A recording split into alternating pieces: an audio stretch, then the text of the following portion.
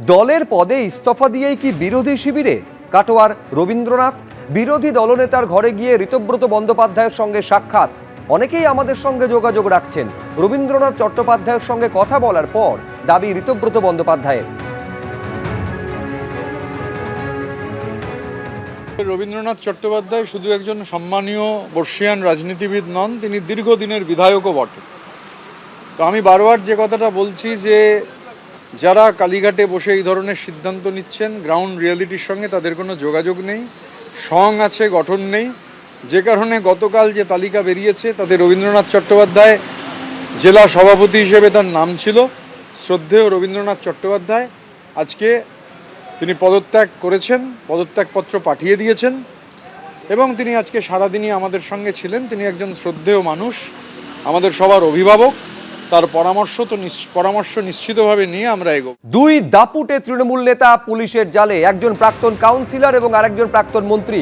একজন 108 নম্বর ওয়ার্ডের প্রাক্তন কাউন্সিলর একেবারে সুশান্ত ঘোষকে গ্রেফতার করা হয়েছে পুরী থেকে, এবং আরেকজন দেখতে পাচ্ছেন ফুলবাগানে তার বাড়ি থেকে প্রাক্তন মন্ত্রী, প্রাক্তন উত্তরবঙ্গ উন্নয়ন মন্ত্রী, তাকে গ্রেফতার করা হয়েছে তার ফুলবাগানের বাড়ি থেকে। কোচবিহার জেলা পুলিশ এসে গ্রেফতার করেছে উদয়ন গুহকে এবং কলকাতা পুলিশের এসটিএফ পুরী থেকে গ্রেফতার করেছে সুশান্ত ঘোষকে। দুই প্রাক্তন, একজন মন্ত্রী এবং আরেকজন প্রাক্তন কাউন্সিলর, দুর্নীতির অভিযোগে দুজনকে গ্রেফতার করেছে পুলিশ।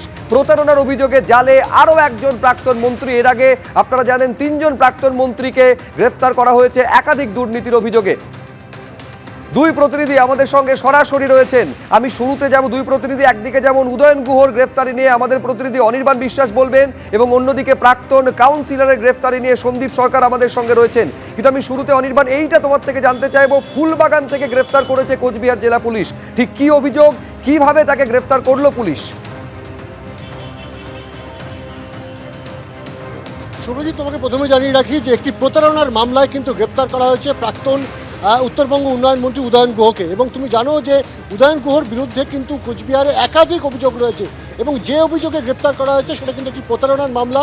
এবং এই প্রতারণার মামলা কিন্তু 3টি ধারা রয়েছে, প্রতারণার পাশাপাশি বিশ্বাসভঙ্গ এবং অপরাধমূলক ষড়যন্ত্র। ফলত যে মামলায় আজকে কোচবিহার পুলিশ একেবারে ফুলবাগানের বাড়ি থেকে উদয়ন গুহকে গ্রেপ্তার করেছে এবং গ্রেপ্তারের পরই তাকে ফুলবাগান থানায় নিয়ে যাওয়া হয় এবং তারপরে সেখান থেকে কিন্তু আজই রওনা দিয়ে দেওয়া হয়েছে কোচবিহারের উদ্দেশ্যে। এখনও পর্যন্ত এই মুহূর্তে আমাদের কাছে খবর যে মালদা ক্রস করে গিয়েছে উদয়ন গুহকে নিয়ে কোচবিহারের এই পুলিশের টিম এবং আজ রাতের মধ্যে কিন্তু তারা কোচবিহার পৌঁছবে, অর্থাৎ মধ্যরাতে গিয়ে পৌঁছবে, এমনটা কিন্তু আমরা জানতে পারছি। ফলত বুঝতেই পারছো যে প্রাক্তন উত্তরবঙ্গ উন্নয়ন মন্ত্রী উদয়ন গুহ তাকে গ্রেপ্তার করা হয়েছে এবং তার নামে কিন্তু একাধিক অভিযোগ রয়েছে। এর আগে আমরা জানি যে 2021 সালে ভোট পরবর্তী যে হিংসা, সেই ভোট পরবর্তী হিংসায় কিন্তু উস্কানি দেওয়া থেকে শুরু করে বিভিন্ন রকম অভিযোগ ছিল।